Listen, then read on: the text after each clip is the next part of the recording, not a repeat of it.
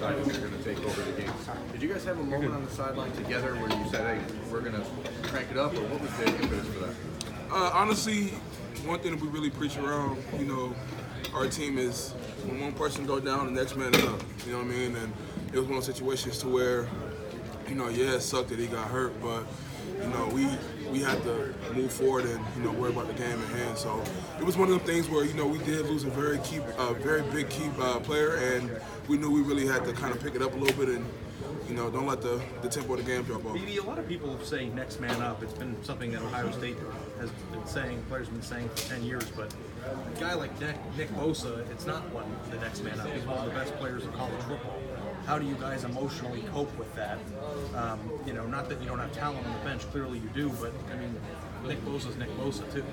Yeah, and that's true. And Nick is a very elite athlete, but the way our room is set up and the way we are as a unit is just, if it comes down to it where somebody has to come in, you got to come in and play.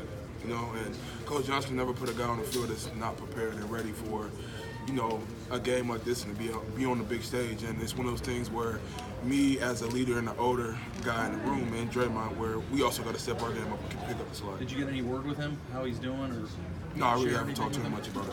When you've been in a fight, your touchdown last year against Indiana, I know it didn't count, but now that we have tape of you in the open field and tape of Draymond in the open field, like who's better with the ball in his hands? Oh, I look better. Oh, of course. That's without a doubt. I don't know. That's an off question. It's just an awful question. If he wins the Heisman Trophy, will you be mad because you weren't eligible? Share it. You're going to share it. I'm going to engrave my name into that trophy. Well, why are you better? Are you lighter on your feet or what? I just look better. Look better. Style points. BB, the 93-yard run, what'd you see on that play?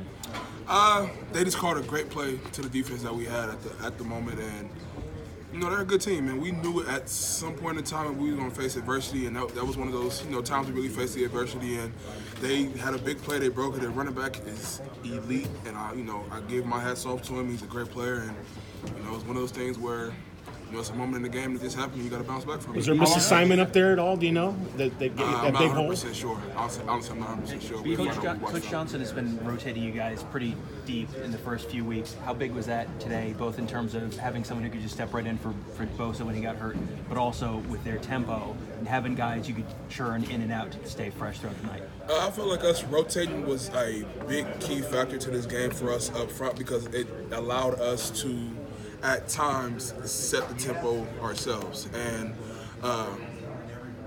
they're good at what they do, and that's just what it is. They're good at the tempo. We knew they were a tempo team coming in. We prepped for it all week. And even in practice, we were not prepared for the amount of speed that they had on the tempo plays they ran in the opening series. But, after a while, we really settled down when we started rotating, got a hang of the tempo. I feel like the game started to fall more into our hands. Robert, why weren't you guys distracted this last time? It's the whole team. Because you guys gotten off to a great start. Honestly, I feel like it's the culture around the Woody. It's just around the team. Is at the end of the day, how we look at it is, everybody has moments and events in their life, and this is a moment where we felt like, maybe we were handpicked. They say all the time how as players we are handpicked to come to Ohio State, and some of us felt like God handpicked us for this situation.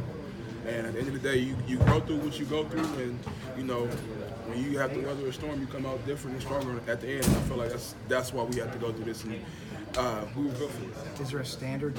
I'm half kidding, but is there a standard Coach Meyer has to meet now, given how you guys played the first 3 games?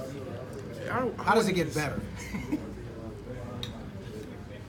I don't have a great answer for that question. At the end of the day, we're just gonna keep working. You know what I mean?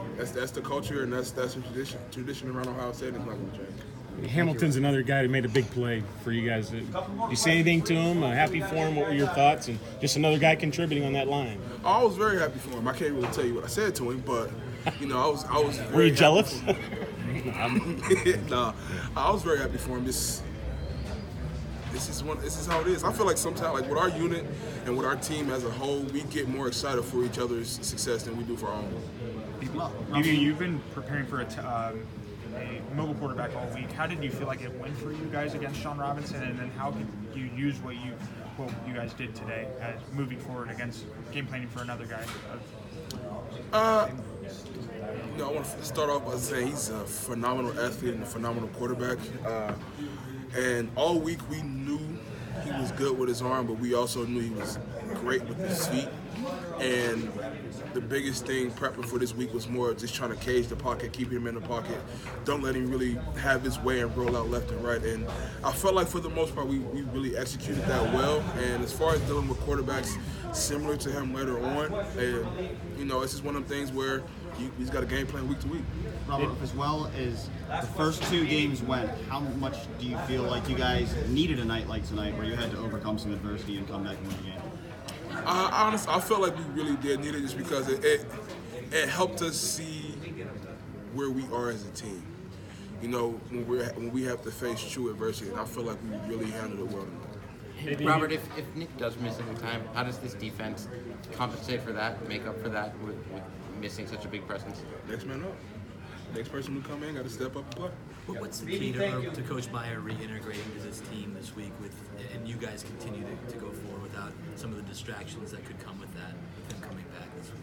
Honestly, it really is no key, just because the things that we were doing when he was gone is going to be the exact same things that we're going to do when he gets back. So it's really not going to affect us, and they always keep us on the straight and narrow. BB, does Draymond inspire you as a defensive lineman? Honestly, shut up. I ain't gonna say inspired, but playing with them, our brotherhood and the bond that we have all the way across the board in that room, like, I do it for them. They really push me to become better. So I ain't gonna say I'm inspired by it, but I do love them. Hey, BB, Malik said you'd be better on offense than Draymond. Do you agree with that assessment? No comment. Okay. Get out of here.